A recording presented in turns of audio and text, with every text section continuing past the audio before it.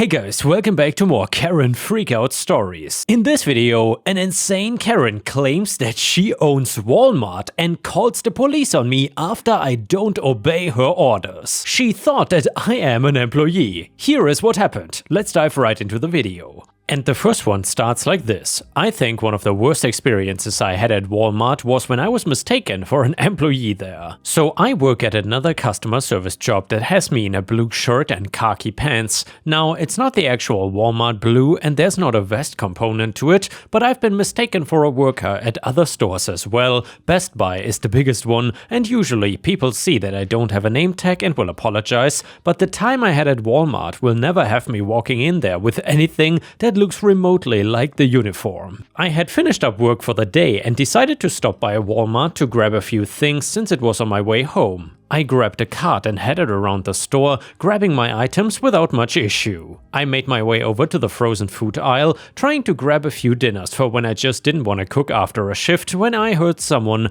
clearing their throat. And by the way, Ripe Stars, is it just me, or is Walmart almost like a battleground usually when it comes to entitled Karens? I wouldn't be surprised if the whole Karen meme started at a Walmart. Either way, I looked behind me to see an older woman, I'm gonna call her Karen, I'm sure you guys already know where this is going, staring at me with her hands on her hips. I did check that she was actually focusing on me before I spoke up. Me, hi, excuse me? Woman, oh, now I got your attention. Me, okay, is everything alright? Woman, I need you to help me find a brand of dog food, but I don't know if you carry it. Me, I'm sorry, but I don't work here. Woman, don't give me that. I'm sure you can get away with that with other people, but I know you work here. I've seen you here before. Me, well, that's because I shop here regularly. Lady, I'm sorry to break it to you, but I really don't work here, and you definitely would be better off finding an actual employee to help you. I then turned back to my cart and started to walk down the aisle, but I can literally hear her footsteps behind me. I choose to ignore her as I head out of the aisle and into the next one, but I can tell from some of the other shoppers looking behind me that she is still there. So I turn around again. Me, lady, I'm sorry, but I'm just a shopper like you. I'm not an employee here. Karen, oh, cut the BS and stop making excuses. I asked for your help and you're gonna help me. Me, I don't have to help you because I don't work here. Please leave me alone. That got her angrier and she started to loudly yell how much employees here shouldn't be able to say things like that to a paying customer. A few people in the aisle are watching this unfold and I was getting embarrassed at being in the middle of all of this. I just wanted to ignore her and go on my way, but when I tried to move, she ran to plant herself in front of my cart. I tried to move around her, but Karen kept moving so that she was basically boxing me in. Karen, how dare you? All I'm asking for is help and you're just trying to ignore me? I won't let you undermine me. Me, I keep telling you that I don't work here. Karen, you do, and I'm sick of you telling me that you don't. I cannot believe the audacity. Me, neither can I. I'm fed up at this point, embarrassment completely gone. If she wanted to scream at me, I was gonna give her as much as she was giving me. I might have gone off a little too much, but I did not curse her out and kept my voice calm, but I just kept reiterating that I didn't work there and that she needs to get out of my way so I can just go home and forget this whole thing ever happened. Apparently that was the wrong thing to say. I swear Karen's face turned from red to purple with how angry she was. I thought she was gonna bust a vein. She pulled out her phone and started to dial. Karen, I own this Walmart and I'm gonna make sure you're fired. Yes, police? I'm calling about an insubordinate worker at the Walmart on Hummel Road. At that, I burst out laughing and I think I heard a few of our onlookers join in. I could not believe she was serious about this, that she would call the police on me because I was not able to help her find her dog food. Someone from our crowd of watchers had grabbed the manager and she immediately went up to Karen once she was off the phone. Manager, ma'am, I've been informed that you're having a problem. Karen, yes, finally your manager is here. I want this man fired. He keeps saying he doesn't work here and has been ignoring me for the entire time I've been in the store. I've already called the police for his insubordination. Manager, who looks like she's 3 seconds away from rolling her eyes. Ma'am, this gentleman does not work here. He's not in our uniform and does not even have a name tag or a vest. He will not be able to assist you with anything. Karen, why do you all keep saying he doesn't work here? I see him here when I shop. I know he works here. Me, because I cannot keep my mouth shut. I thought you owned this Walmart. Are you an owner or are you just a shopper here? Karen, with how much money you spent here, I practically own this store. I'm sure my contributions alone pay your salary. Manager, again ma'am, he doesn't work here. He probably shops here around the same time that you do, so that's why you see him so often. Also, did you call the police? Karen, yes I did, I know my rights. Manager, well, let's take you both to the front of the store please, just so we can meet the police there. The manager grabbed another employee off the floor to help get Karen up to the front. While she was walking with me, the manager was extremely apologetic that she hadn't been there sooner and attempted to de-escalate things before they got this bad. I assured her it was all Karen's fault and that no matter how many times I tried to tell her I did not work there, she would not believe me. I did point out that the manager even tried to say something, but Karen ignored her, so things would probably have still escalated anyway. We got to customer service near the front of the store just as two police officers walked through the main entrance. Karen went over to them first, ditching the employee, and began to go on and on about how I was a horrible worker and should be arrested because of my treatment towards her. The manager was quick to go up to them to explain that the worker she was complaining about was not even a member of the staff. Karen, they both keep saying he's not, but I know he is. He's just lazy and doesn't want to help me.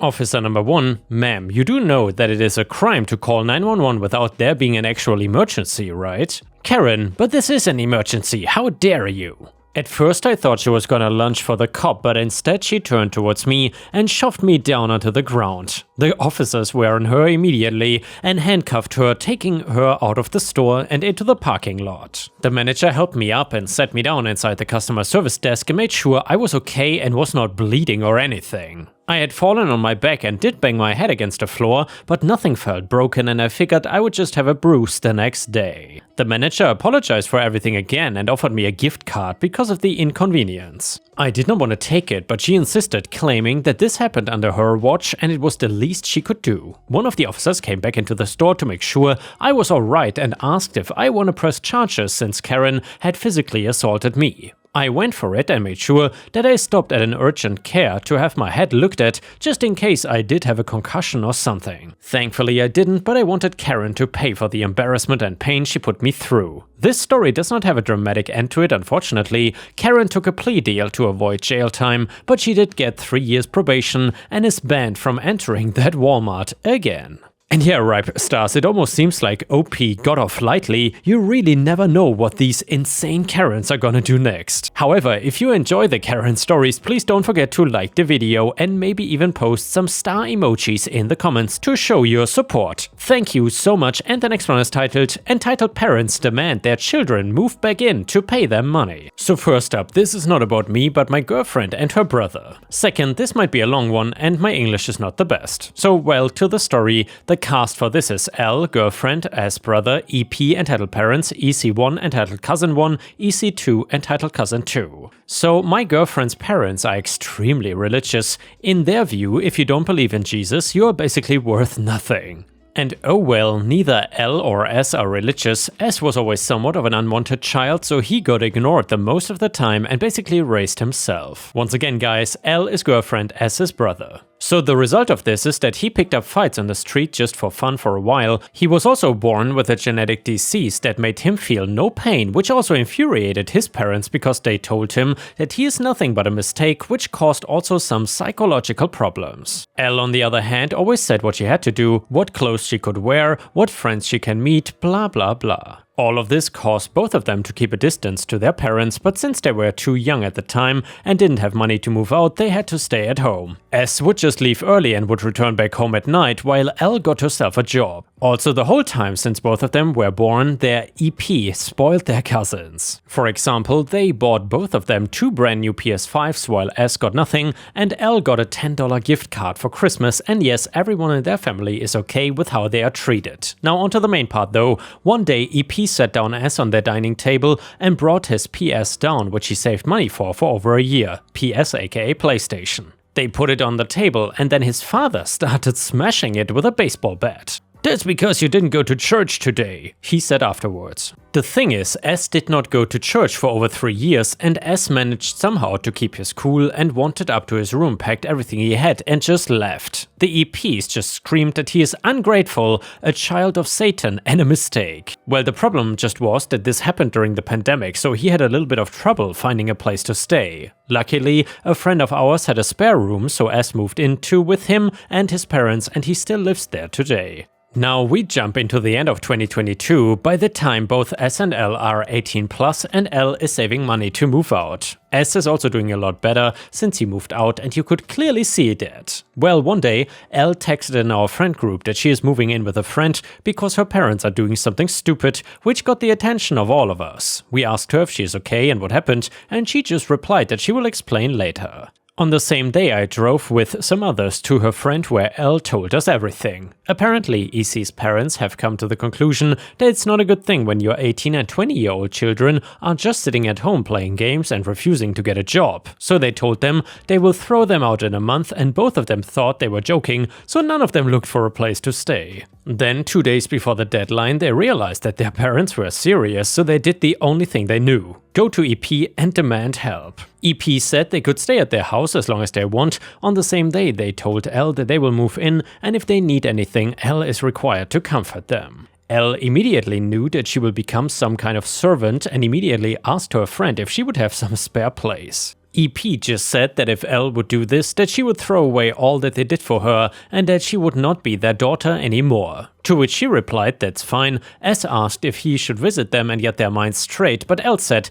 that it's not necessary. Apparently their father got demoted in his job after S moved out, so they only had barely enough money to support 3 people in their house, but now that there will be a 4th person, they won't keep up for long. At this point we just questioned ourselves if EP have lost their last brain cell, and we also started making bets about how long they will last. Well, fast forward to about a week ago, and S and L got both a message from their parents to meet up, which made both of them suspicious. They agreed to meet at a local cafe, but they brought me and 2 others with them. So we sat on another table while S and L said to their parents, "This is the exchange." S: "So what do you want?" EF: "Well, as you might know, your cousins moved in with us a while ago." S: "Yeah, did they finally decide to get their butts moving?" EM: "Don't you dare speak about them like that." EF: "Calm down," he said to EM. "Well, you two see, it was quite hard to keep up for all 4 of us. So we, me and EM thought it's time for you two to do your duty as our children." S: "What the hell are you talking about?" EF: "Well, you two should move back in with us, but you should also pay rent.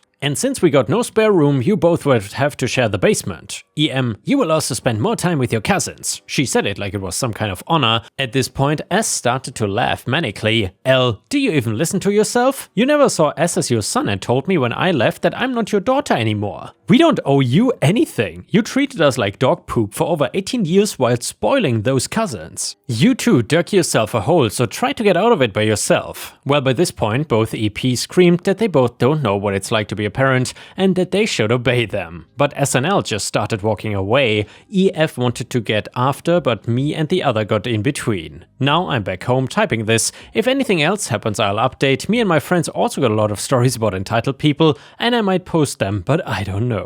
Update. So here's a nice little update on the situation, and I'll try to keep it short, but things escalated quite a bit. Basically, after S&L left a meeting with their parents, their phones got nuked from the church, their family and some other people they don't know, telling them that they are horrible sinners for not forgiving 2 righteous Christians for their mistake, and yes, they say the EP only made 1 single mistake. Also, after learning that S&L won't come back, both EC took everything of value, PCs, TVs, heirlooms from EP's house, and left, leaving only a letter behind that basically said that they are incompetent for not being able to sustain their lifestyle. The next one is titled Company Malicious Compliance. 8+ years ago, I used to work as a business analyst for a large multinational construction materials company. I was a good employee. They were a great employer. I'd been given 2 promotions in my time there and been moved to several domains in the IT department. And I learned a lot. A role came up to be a senior business analyst within a new domain, and for various reasons I was denied the promotion. Not a big deal, I understood the reasons, I really did, But I was not bitter.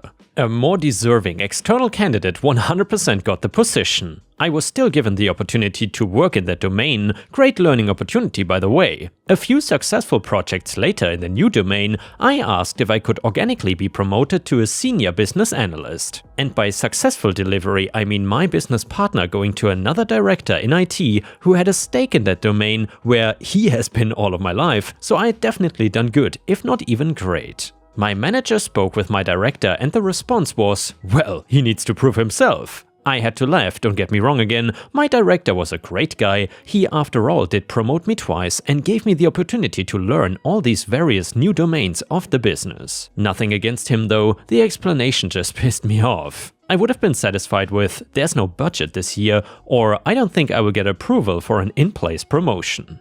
HR was one of the domains I supported, so I know how things go. So I kept learning the new domain and started applying for various jobs outside the company. It took a few months, but one role finally clicked. Current job is $88,000 plus 15% bonus paid annually. New job?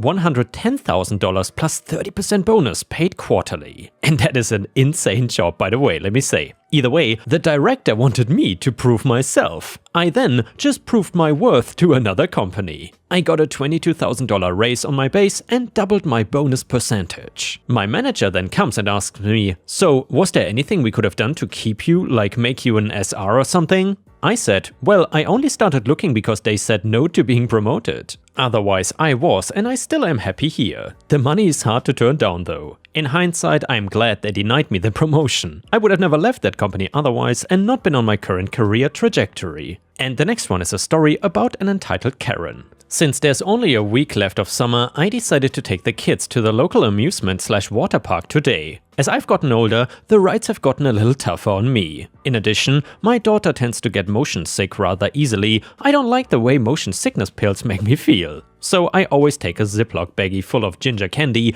along to prevent and soothe nausea. Today I had chewy mango ginger candies, hard plain ginger candies and hard lemon ginger candies. For those who have never had ginger candy, it is spicy. The lemon ginger is probably the mildest, the plain ginger is just plain hot. The mango ginger is sweet and spicy, but they also stick to your teeth like crazy. They are definitely an acquired taste. As we are standing in line for the log ride, I pull out my baggie. I choose a lemon one, as does my son, 13, and my daughter, 12, asks for a mango one. While I'm fishing a mango one out, I hear the kid in front of us tell his mom that he, around 7-ish, wants some candy. His mom distractedly says she doesn't have any candy. The boy says, but she does. He turns to me and asks for one. I tell him I don't really think he would like my candy. By this time his mom has focused in on the interaction. As the kids start to whine, of course he would like my candy, his mom just huffs and says, you've got a whole baggie, can't you just give him one? Come on, don't be greedy. Oh, you said the magic word there, lady. I say alright and dig out a lemon one. I'm not completely heartless here. That's when the kid whines that he wants mango. Mango is his favorite. I tell him lemon is better, but he insists on mango. I tell him it's kind of sticky as I hang it over. The kid rips it open, shoves it in his mouth, gets in 3 quick chews while my kids stare at him. Then he actually starts to taste it and a look of horror comes over his face.